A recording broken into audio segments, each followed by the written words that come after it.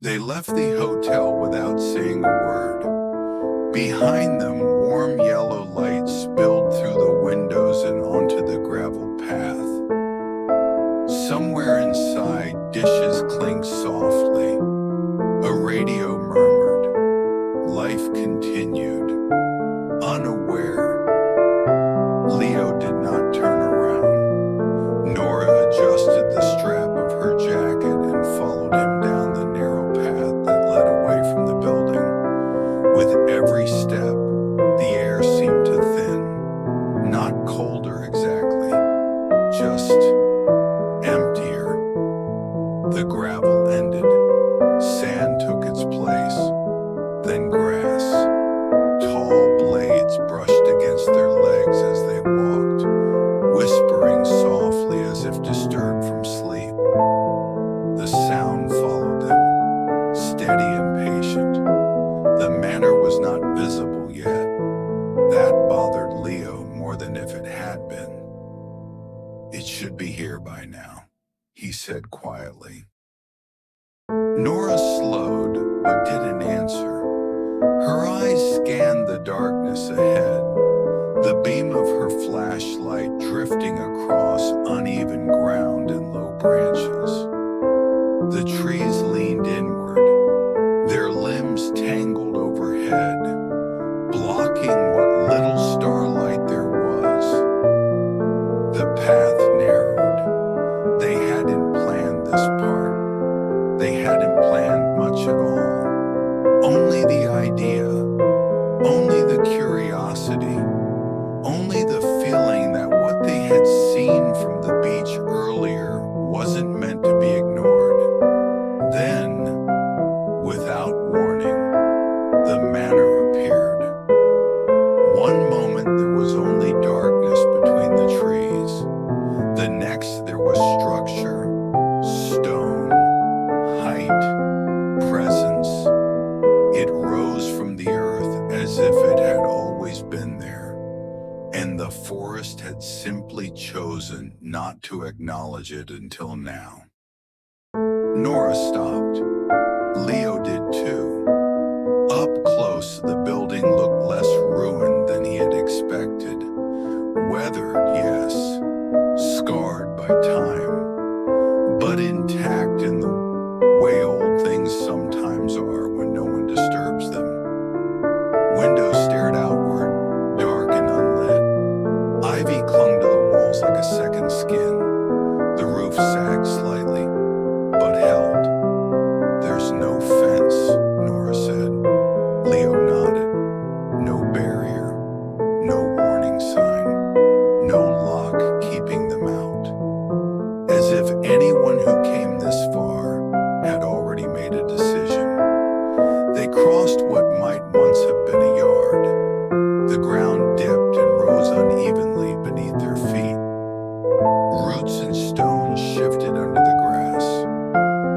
Near the entrance, the air smelled different. Damp, old, layered. The front door was closed. That unsettled Leo more than anything else. It was wooden, solid, darker than the surrounding stone. A brass handle caught the faint light of Nora's flashlight. Dull, but intact. "Do you think it's locked?" she asked. "I don't know," Leo said. "I didn't think about that." He reached out, then stopped. The door felt like a boundary, not just between outside and inside, but between before and after. Nora's light trembled slightly.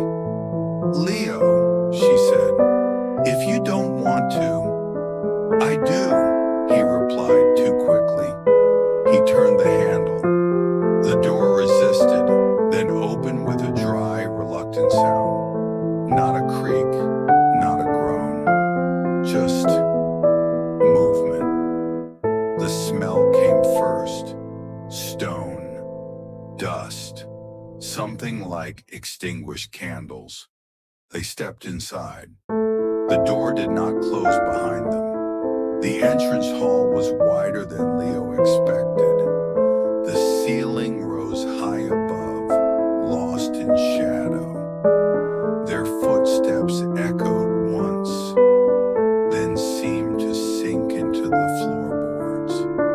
The flashlight beam traced peeling wallpaper, a cracked mirror, a coat rack leaning at an angle. Nothing moved, and yet the silence did not feel empty. They moved deeper into the house, drawn forward by the simple fact that there was nowhere else to go but back. And neither of them was ready for that yet. Two hallways branched away. Stairs rose at the far end, their banister dark with age. Nora stopped at the base. This place, it feels like it's waiting. He didn't argue. They chose the left hallway, not because it made sense, just because it felt quieter. The floorboards were uneven, some softened by rot, others stubbornly firm. Framed pictures lined the walls, landscapes and portraits too faded to make out faces. They were arranged carefully. Someone had cared. Halfway down the hall, Leo noticed the dust. It was disturbed. Footprints, not fresh, not sharp, but present enough to suggest recent movement, enough to suggest memory. Nora saw them too. They followed the marks into a room at the end of the corridor.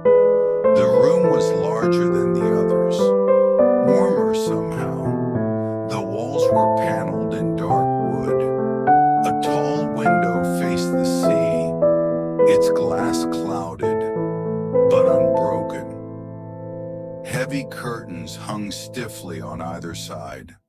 At the center of the room sat a leather sofa, old, cracked, sagging slightly in the middle, but unmistakably a place meant for sitting, for resting, for staying. Leo felt his chest tighten. The sofa faced inward, toward a low table and an empty fireplace. The arrangement was deliberate, intimate, as if someone had expected company. Nora took a step forward, then stopped. "Someone's been here," she whispered. Leo followed her gaze. On the arm of the sofa, beneath a thin layer of dust, was a clean mark, a handprint maybe, or the place